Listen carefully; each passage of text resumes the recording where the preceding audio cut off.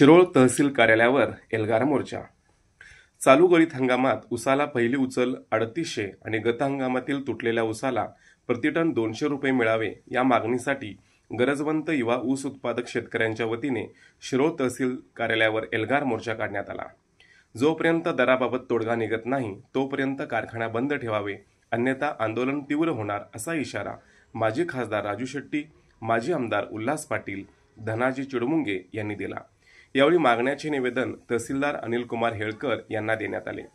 शिरोळ तालुक्यातील ऊस आंदोलनाबाबत आंदोलन अंकुश, स्वाभिमानी शेतकरी संघटना आणि शेतकरी एकत्र येऊन गरजवंत युवा ऊस उत्पादक शेतकऱ्यांच्या माध्यमातून ऊस दराबाबत लढा उभा करण्याचे ठरले आहे। यानुसार आज शिरोळ तहसील कार्यालयावर एल्गार मोर्चा काढण्यात आला। दुपारी 12 वाजता शिवाजी चौकातून मोर्चा सुरुवात झाली।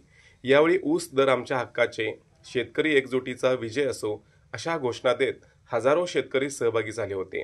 माजी खासदार राजू शेट्टी, माजी आमदार उल्हास पाटील, धनाजी चिडमुंगे यांच्या नेतृत्वाखाली निघालेला हा मोर्चा तहसील कार्यालयासमोर आल्यावर त्याचे सभेत रूपांतर झाले।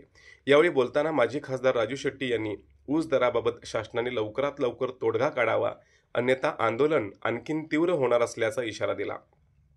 आंदोलन अंकुशच्या कार्यकर्त्यांना झालेल्या मारहाणीचा निषेध यावेळी करण्यात आला। माजी आमदार उल्हास पाटील यांनी ऊस दरासाठी शिरोळ तालुक्यातील शेतकरी एकवटला असून घामाचा दाम घेतल्याशिवाय मागे हटायचे नाही असा इशारा दिला।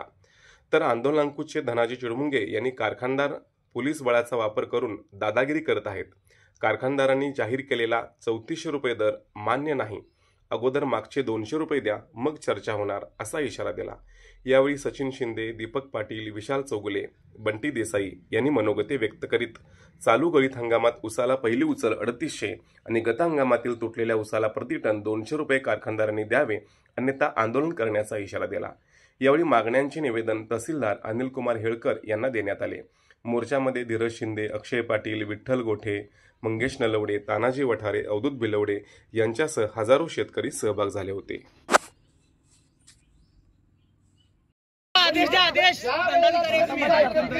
तुमच्या तोंडात भय देते आम्ही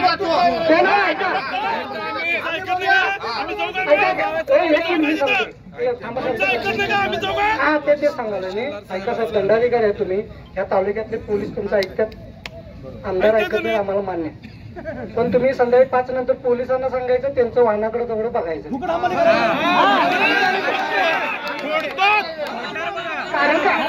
कारण का माहितीये काय, काल ते म्हणाल तर आमचं वाहन किडनॅप केलंय म्हणून आम्हाला पोलीस 50,000 धरायला।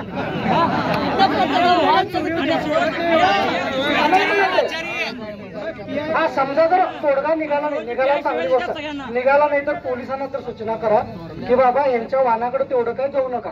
हा, वाहनधारकानं कंप्लेंट केली, माझं काय नुकसान केलंय ती कंप्लेंट घ्या, आम्हाला धरा, आम्ही वाहन नेणार म्हणायचं नाही।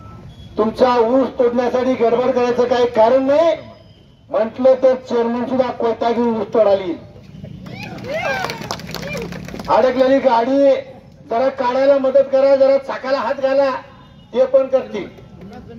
जरा पाय लचकला म्हणून उचलू लागतं काय, ते पण करतील। कारण कारखाना जेवढे जास्त दिवस चालेल तेवढे जास्त कारखान्याचं क्रशिंग होणार आहे, जेवढे ज्यादा क्रशिंग होईल तेवढा पैसा जास्त निर्माण होणार आहे।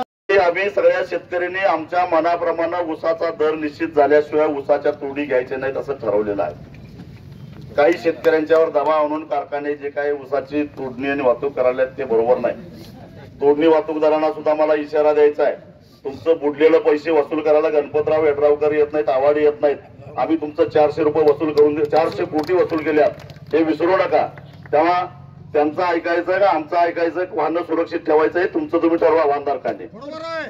तेव्हा आमची एवढी तुमच्या वतीनं तुमच्या मार्फत त्यांना निरोप आहे की हा जो घोडावत कारखाना येड्रावकरांनी भाड्यानं घेतलेला आहे तो बंद ठेवायला सांगा।